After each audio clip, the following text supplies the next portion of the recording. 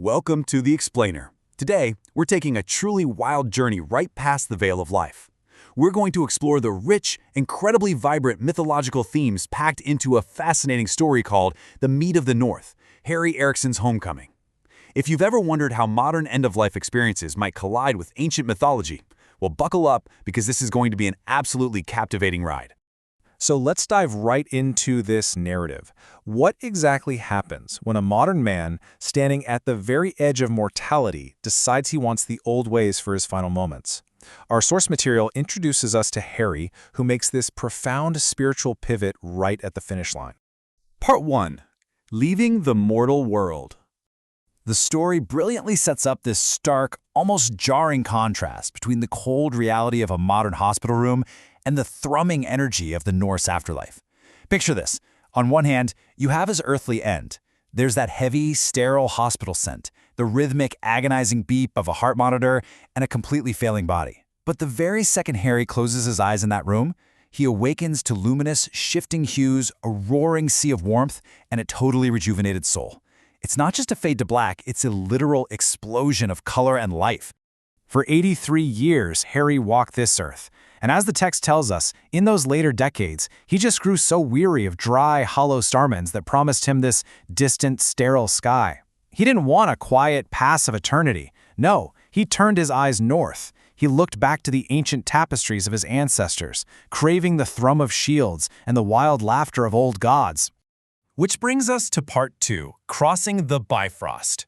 As Harry takes his first steps into the beyond, he's expecting darkness. It was a warm August night after all. But instead, he steps into blinding light. The text gives us this vivid image of the ground beneath his boots glowing with shifting hues of violet, crimson, and gold, and instantly, that persistent ache in his lower back, the bad arthritis in his knees, completely gone. He is physically restored. By crossing this light, Harry is immediately grounded in ancient Norse lore. This is the Bifrost, the legendary bridge of solid, glittering light that connects the mortal world straight to Asgard. He isn't stepping into some abstract, cloudy heaven. He's entering a highly specific, mythological geography.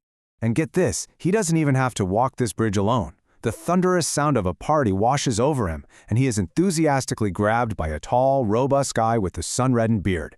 It's his great-grandfather, Lars. Now, Lars emigrated from Bergen over a century ago, but standing here, he radiates eternal youth. He throws a heavy arm around Harry and just bellows, "Harry!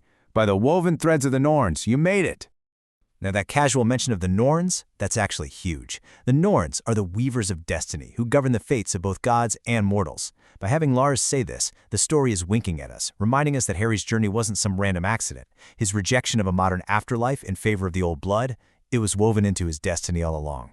Lars then tells him the whole family is waiting to drink to his arrival, leading him toward a structure of impossible grandeur.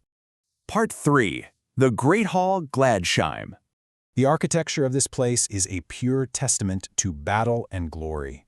The source describes this massive hall cutting right through the eternal sky with walls literally built out of polished spears and a roof thatched entirely with gleaming golden shields. Just imagine seeing that. It's a place just spilling over with heavy song, firelight, and the rich, mouth-watering smell of roasting boar drifting through the rafters. And the scale? Absolutely staggering. 540. That is the number of doors on this great hall. And all 540 of them stand wide open, symbolizing this endless roaring welcome for the incoming souls who've actually earned their place there. Inside those doors, Harry lays eyes on the Einherjar jar. These are the chosen warriors, thousands upon thousands of them sitting at endless wooden benches, raising giant horns of sweet mead.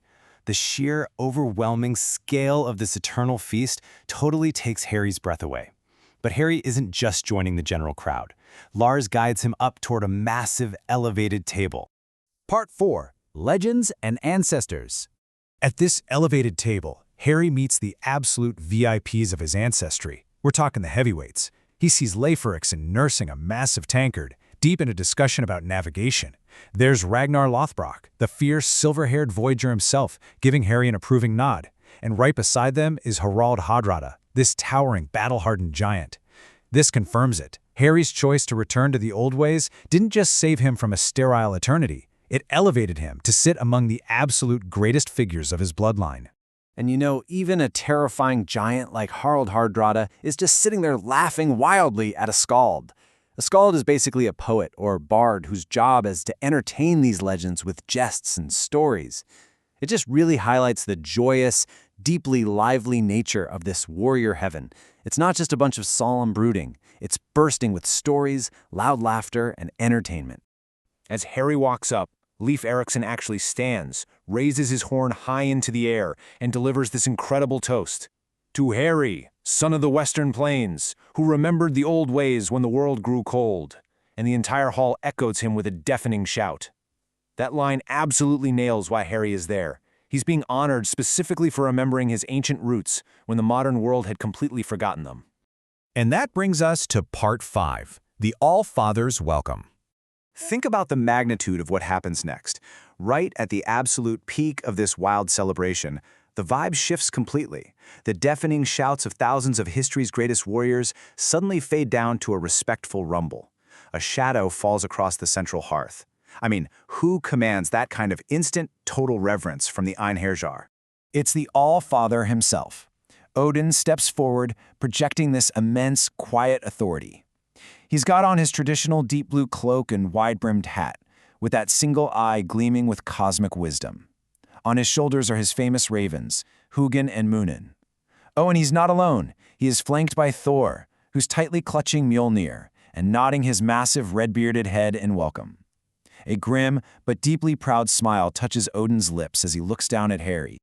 When Odin speaks, the text points out that his voice doesn't just vibrate in Harry's ears, it resonates directly within his soul. He says, "Welcome home, Harry Erickson. You chose the path of the old blood, and your seat has been prepared. Sit, drink, and feast until the world ends." It is the ultimate confirmation. By honoring his roots, Harry has finally, truly found his home.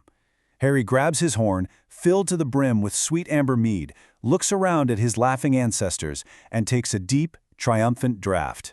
So, to wrap up this explainer, I want to leave you with this to chew on. This story uses Norse mythology to dig into a very real, very human desire. In a modern world that can so often feel cold, automated, and sterile, how can returning to our roots offer us ultimate comfort? Maybe, as Harry's journey so beautifully illustrates, true peace at the end of life isn't always found by looking forward to some distant, quiet sky. Maybe it's found by looking back to the roaring fires, the rich stories, and the enduring strength of the people who came before us. Thanks so much for joining me for this explainer, and keep exploring the stories that shape us.